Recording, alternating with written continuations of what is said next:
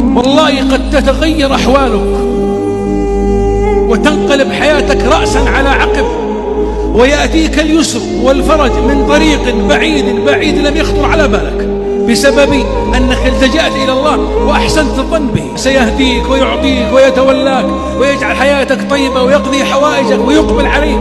والله أنني أتخيل العافية قد أقبلت عليك والفرج يأتيك بأمر الله سبحانه وتعالى. أيقن أن الله لن يخيبك، وأيقن أن الله جل جلاله سبحانه وتعالى يعلم معاناتك، وأنه لن يخيبك، وأن لك فتحا قريبا، وأن لك فرجا قريبا. لكن اصبر، والله يعلم وأنتم لا تعلمون.